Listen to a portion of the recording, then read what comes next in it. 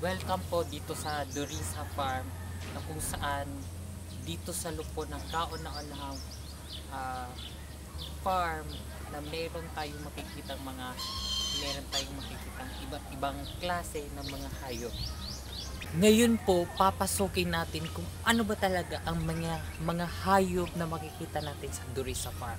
Halika, samahan niyo po ako libutin ang mga hayop na nakatago dito. Tara yun, pupuntahan daw natin yung buhaya. Hello, video na din mo. Lubat naman ako ah.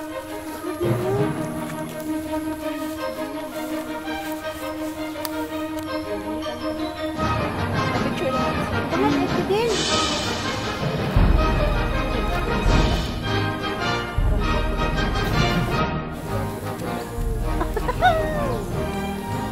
Diyan lang daw na siya magpag-view.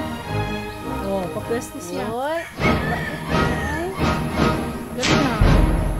Wow! Ay sus, napapicture dyan. Ganda-ganda. Wala kong alaga nga buhaya itong gamay pa ko sa una. Okay, gwapo mo. Pindot ko lang. Dito din sa bad ng likuran ko, mayroon tayong dalawang ostrich. So, medyo maliliit pa sila. Pero, okay na rin.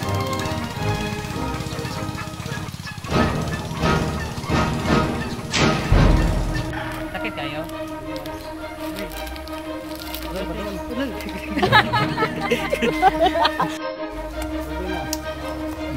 Ayun.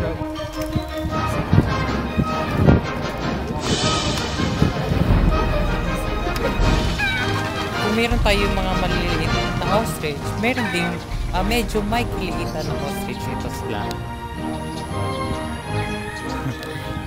Hindi po sila ostrich, mga manok po sila.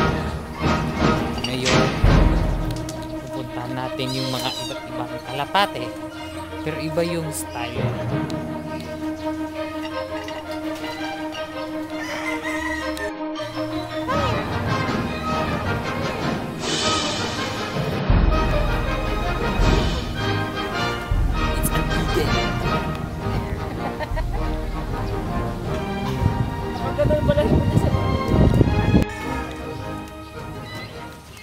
Pops,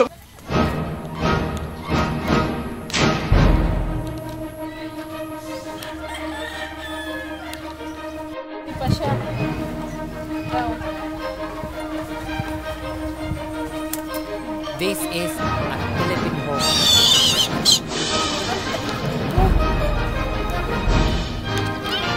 Pero video Hindi na siya manisip. Suma. Mura ikaw may manusik. Tuktik. O dito. Oh, cute na mga ito. Pigeon. Parang sa mga. Mga pigeon.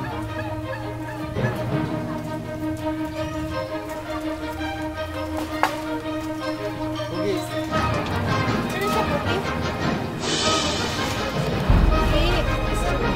Okay. Who's cute?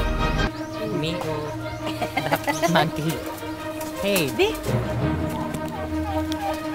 Who's cute? This or me? I think cat. This is Rose! At saka si Jackie! Hey. Rose and Jackie!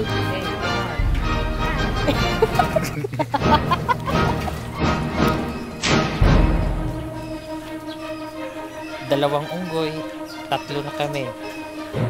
Ayan. Buti ka na niya kumawag.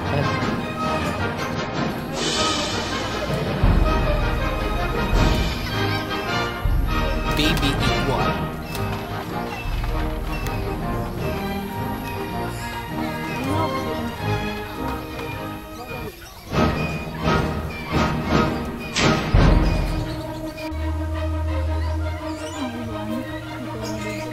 It's a small fight. Susan! Awang ba siya? Gamay kayo siya.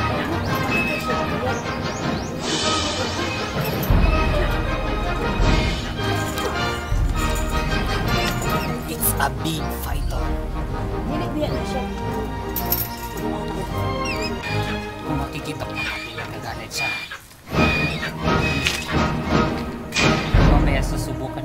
hawakan siya. Ito si Kuya Kim, ang matang labi.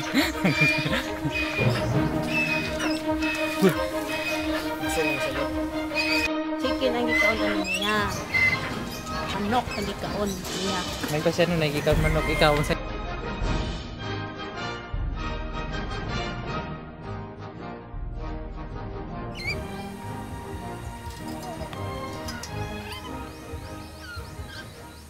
Pretty.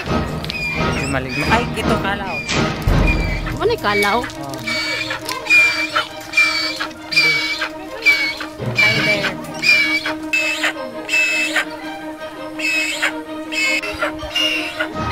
Ito po yung Philippine kalaw. Ngayon nandito sa lupon ng Matanglawin.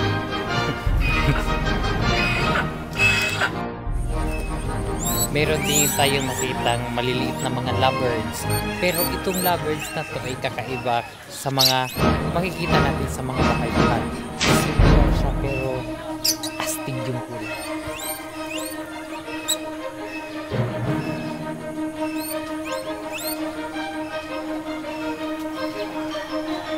Dito naman po makikita natin yung mga monster na kanilang binibenta sa mga mall.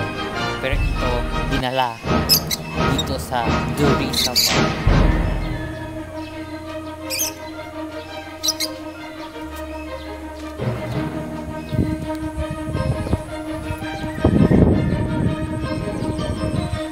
Ito yung kinain ng pagbantay dito. Ngayon, puntahan naman natin. Ito yung mga maliliit na mga piranha.